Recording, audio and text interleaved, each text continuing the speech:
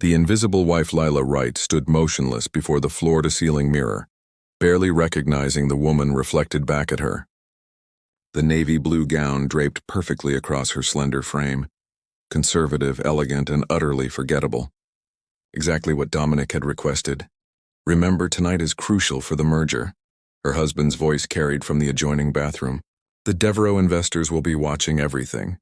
"I know," Lila replied softly, adjusting a strand of honey-blonde hair that had escaped her tight chignon. Dominic emerged, his tall figure commanding the space in a way that made the expansive bedroom feel suddenly small. At 42, he remained strikingly handsome. Dark hair precisely cut, jawline sharp, his tuxedo custom-tailored to emphasize broad shoulders and a trim waist. He barely glanced at her as he fastened his platinum cufflinks. "The pearls," he said, nodding toward her jewelry box. "Wear the pearls I gave you for our anniversary. They send the right message." Lila's fingers hesitated over the emerald earrings she'd initially selected, the ones that matched her eyes.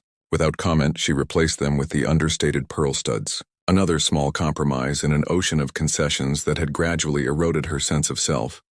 7 years ago, she'd been Lila Chambers, promising research botanist specializing in rare nocturnal plant species. Now she was Mrs. Dominic Wright, the perfect corporate wife who hosted flawless dinner parties and smiled silently beside her husband in photographs. "Car's waiting," Dominic announced, already scrolling through emails on his phone. The limousine ride downtown passed in familiar silence. Lila watched city lights blur past her window while Dominic conducted business calls, his voice a constant background to her thoughts. She remembered when these drives had been filled with conversation, with his genuine interest in her day, her research, her ideas. "Renata will meet us there," Dominic mentioned between calls, referring to his ambitious project director. "She's bringing the presentation materials for the Devereaux meeting tomorrow." Lila nodded, ignoring the familiar twist in her stomach. Renata Pierce had become an increasingly prominent figure in Dominic's life and conversations. Brilliant, driven, and unencumbered by what Dominic had once called Lila's charming idealism. The ballroom of the Sterling Hotel glittered with San Francisco's tech elite. Crystal chandeliers reflected off designer gowns, and the polished surfaces of awards displayed prominently near the entrance, 3 of which bore Dominic's name. "There's James Chen," Dominic murmured, guiding Lila with a light touch to her lower back. "He's considering investing in our biotech division." "Follow my lead." Lila smiled, her perfect wife smile, the one that reached her lips but never quite her eyes. She'd learned to speak when spoken to laugh softly at appropriate moments, to be present without being noticed. Dominic worked the room masterfully, his charisma almost magnetic as investors and competitors alike gravitated toward him. Dominic Wright, a photographer from Tech Quarterly, approached. "We'd love a photo for our Visionaries spread." Lila automatically moved to Dominic's side, arranging her features into the pleasant expression she'd practiced in mirrors. "Actually," Dominic said smoothly, his hand gently but firmly guiding Lila aside, "Renata should be in this one. The article focuses on our quantum encryption project, and she's been instrumental in its development." Renata materialized as if summoned, her crimson dress bold against Dominic's black tuxedo. They stood together before the photographer, professional yet somehow intimate, while Lila watched from 3 steps away. "They make a striking pair, don't they?" commented a woman beside her. "Such presence." Lila said nothing, feeling herself becoming transparent, fading into the background of her own life. When had she become so invisible? When had she started to disappear? The evening stretched endlessly. Lila drifted through conversations that excluded her, stood beside groups where no one addressed her, became an elegant ornament in a room full of people who saw her husband, but looked through her. Later, as their driver navigated the winding road to their hillside mansion, Dominic broke the silence. "You were quiet tonight, was I?" Lila responded, surprising herself with the edge in her voice. "Did anyone notice?" Dominic frowned, finally looking at her directly. "Are you upset about something?" Lila turned to the window, watching fog roll over the bay. "No, Dominic. I'm just tired." That night she lay awake long after Dominic had fallen asleep, his breathing steady beside her, his body close yet impossibly distant. She stared at the ceiling, mentally cataloging the series of small surrenders that had led to this moment. Abandoning her research when they married because Dominic's career demanded frequent travel, silencing her opinions when they differed from his, gradually adopting his preferences in everything from food to friends to the clothes she wore.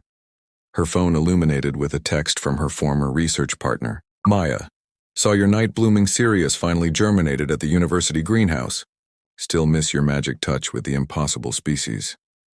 Attached was a photo of the delicate seedling, a plant that bloomed only in darkness, that most botanists couldn't cultivate successfully. Lila had once been renowned for her ability to make such reluctant species thrive. Something stirred inside a flicker of the passion and purpose she'd once possessed. Morning arrived with Dominic already dressed, suitcase beside him. Emergency situation with the Tokyo office, he explained, checking his watch. I'll be gone 3 weeks, possibly 4. Renata has everything you need for the charity luncheon next week. He brushed his lips against her cheek, the ghost of affection, before striding toward the door. Dominic, Leela called suddenly, her voice stronger than it had been in months. He paused, looking back with mild surprise. I'm going to restart my work in the greenhouse while you're away, she said, the words rushing out before she could reconsider. The one you had built when we first married. Confusion crossed his face, followed by dismissal. If it keeps you occupied, he replied with a slight shrug. Just don't let it interfere with your foundation responsibilities. As the door closed behind him, Lila stood in the center of their bedroom, heart pounding as if she'd done something revolutionary instead of simply expressing a small, personal intention. She moved to the window, gazing down at the glass structure nestled at the edge of their property. Neglected for years but still intact. Once it had been promised as her research space, a compromise when she'd agreed to leave her university position. Lila took a deep breath, feeling something unfurling inside her chest, something that had been dormant for too long. It wasn't rebellion exactly, not yet, but as she changed from her silk nightgown into practical clothes she rarely wore anymore, Lila recognized it for what it was, the first tender shoot of her true self, pushing up through years of carefully packed soil, reaching desperately toward light. Seeds of change morning dew still clung to the grass as Lila crossed the expansive lawn toward the greenhouse. 3 days had passed since Dominic's departure. Days she'd spent gathering courage and supplies. The glass structure gleamed in the early sunlight, both inviting and intimidating after years of neglect. She hesitated at the door, key in hand. Pushing it open released the stale, warm air of abandonment, dust motes dancing in the shafts of light filtering through grimy glass panels. Inside, empty tables and forgotten tools waited like memories of a different life. Hello, old friend, Lila whispered, running her fingers along a workbench where she had once nurtured seedlings that botanists around the world had deemed impossible to cultivate. For the next several hours, Lila cleaned. She swept away cobwebs, scrubbed tables and polished glass until sweat dampened her shirt and her hands developed blisters. The physical labor felt cathartic, washing away not just dust but years of passive compliance. By afternoon, the greenhouse stood ready, waiting to become something more than a monument to abandoned dreams. Lila made 3 trips to the university botanical gardens that week, reconnecting with former colleagues who greeted her with surprise and warmth. Maya, now the lead researcher, embraced her tightly. The prodigal botanist returns, Maya exclaimed. Please tell me this means you're coming back to the dark side. Lila laughed, the sound surprising her with its genuine joy. Just setting up my home workspace again. Nothing serious? Maya's eyebrows rose skeptically. Nothing serious? Says the woman who once flew to Borneo to rescue a dying specimen of Selenocarius wittei. That was a lifetime ago. Lila demurred, though the memory sent a thrill through her. The excitement of the hunt, the triumph of salvaging what others had deemed lost. Well, lifetime or not, I saved these for you. Maya led her to a climate-controlled room where several small pots contained seedlings barely breaking soil. Your orchids, the Selenocarius chrysocardium. We couldn't get them past this stage. Lila stared at the tiny green shoots with something like reverence. The golden-hearted night orchid, her specialty before marriage, a species so rare and difficult that only a handful of botanists had ever successfully cultivated it to maturity. They need special conditions, Lila murmured, already mentally calculating light requirements and soil compositions. They're native to caves in Southeast Asia. They bloom only in near darkness. Which is why they've been impossible since you left, Maya said pointedly.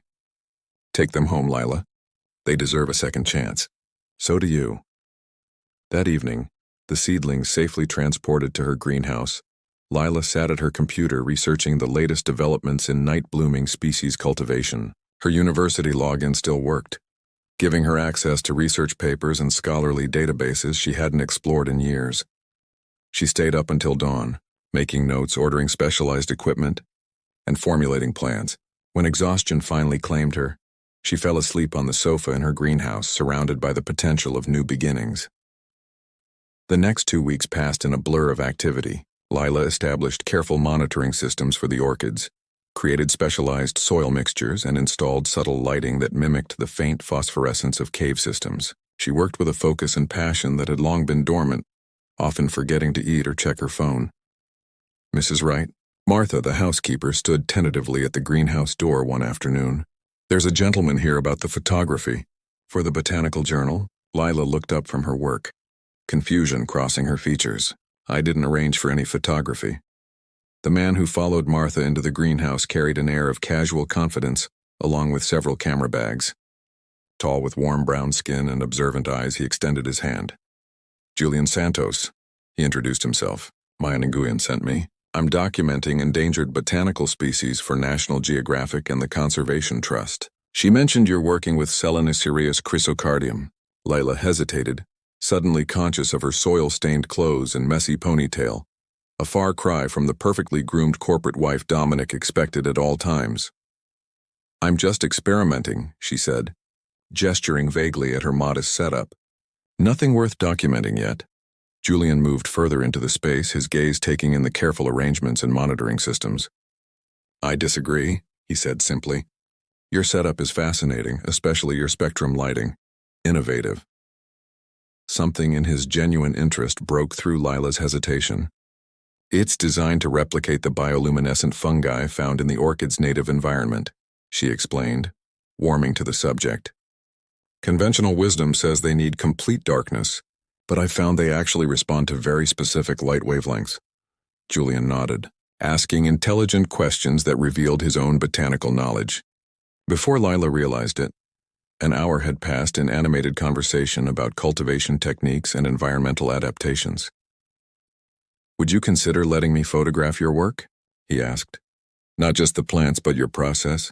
There's something beautiful about someone coaxing life from species that thrive in darkness." Lila felt a blush warm her cheeks at the unexpected compliment. "They haven't bloomed yet." "They might not. The journey matters as much as the destination," Julian replied, "especially with something this rare."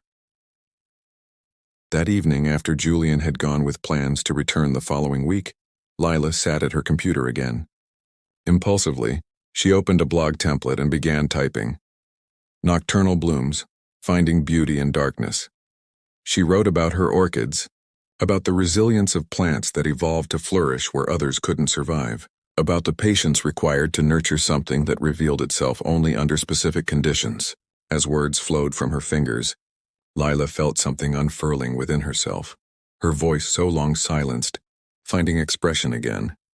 When Dominic called that night, their conversation followed familiar patterns. "The merger negotiations are proceeding well," he informed her, "though I'll need to extend the trip another 2 weeks. Renata has been coordinating with the house staff about the foundation dinner. I've been working in the greenhouse," Lila said when he paused, "with some interesting night-blooming orchids." A beat of silence followed. "That's nice," Dominic replied, his tone indicating mild confusion at her bringing up something so irrelevant to his concerns. "Just make sure you're available when Renata calls about the seating arrangements." After disconnecting, Lila returned to her blog, adding a final paragraph. "Sometimes we become so accustomed to growing in prescribed conditions that we forget our own nature, what soil nurtures us, what light we need to thrive. Like my orchids, I'm rediscovering what it means to bloom according to my own internal rhythms rather than external expectations." She hesitated only briefly before clicking publish. Unexpected Blooms 3 emails arrived in Lila's inbox within days of her first blog post. One from a botany professor in Singapore, requesting more information about her lighting techniques. Another from a conservation group in Thailand, interested in her cultivation methods for endangered species. The third from the editor of Botanical Frontier, asking if she would consider expanding her post into a feature article, Is this for real? Lila whispered to herself, reading the messages a second time. Emboldened, she wrote more posts, documenting her daily observations and experiments with the orchids. She included photographs, careful, loving images of the seedlings' progress, the specialized equipment she'd designed, the gradual strengthening of stems that would eventually support the rare golden-hearted blooms. Julian returned weekly, his camera capturing not just the plants but Lila herself, focused on her work, eyes bright with purpose, hands gentle as they tended to the delicate seedlings. One particularly striking image showed her silhouette against the greenhouse glass at sunset, bent in communion with her plants, surrounded by the sophisticated monitoring equipment she'd assembled. "You're a natural subject," Julian commented, showing her the preview on his camera screen. "Hardly," Lila laughed. "I'm a mess." She gestured to her practical clothes and the soil under her fingernails, a far cry from the polished appearance she maintained for Dominic's world. "You're authentic," Julian corrected. "There's a difference." Lila's blog gained followers, first dozens, then hundreds. Specialists in rare plant cultivation began commenting, engaging with her ideas, asking questions that stimulated further experimentation. The botanical community, it seemed, had not forgotten Dr. Lila Chambers and her groundbreaking work with nocturnal species. 6 weeks into Dominic's absence, Dr. Elena Vasquez from the International Botanical Conservation Institute contacted Lila directly. "We're hosting a symposium on endangered nocturnal species next month," she explained during their video call. "Your recent work with Selenocreus chrysocardium is exactly what we're focusing on. Would you consider presenting?" Lila froze, instinctively looking toward the door as if Dominic might materialize to remind her of her proper place. I'm not sure I'm qualified anymore. I've been out of academic circles for years. Your recent blog posts suggest otherwise," Elena countered. "And frankly, no one has advanced cultivation techniques for these species the way you have, even with your hiatus." The invitation lingered in Lila's mind as she tended her orchids that evening. The seedlings had developed significantly. Strong stems now supported buds that would eventually unfurl into rare blossoms. Like her plants, Lila had grown stronger in recent weeks, more certain of her abilities, more comfortable in her own skin. That night, she sent Elena her acceptance. 2 days later, Botanical Frontier published her article. Within hours, it had been shared across scientific communities and conservation groups worldwide. Lila's phone buzzed constantly with notifications, comments, questions, interview requests from scientific journals. Julian called that evening. "Have you seen what's happening?" His voice carried undisguised excitement. "Your article's gone viral in science circles, and my photos of your work have been picked up by National Geographic's online platform." Lila sat in stunned silence, her greenhouse illuminated only by the soft glow of her monitoring systems and the moon outside. "This wasn't supposed to happen," she whispered. "I was just finding myself again." "Sometimes finding yourself means being found by others," Julian replied gently. The following morning, a town car arrived unexpectedly at the house. Renata Pierce emerged, her expression a careful mask of professional courtesy. "Mrs. Wright," she greeted Lila, who had been heading to the greenhouse. "I wasn't aware you'd be occupied during Dominic's absence."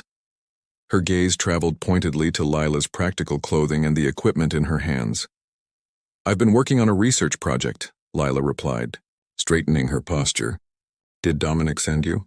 "He asked me to finalize details for the Vanderton Foundation Gala next week," Renata explained.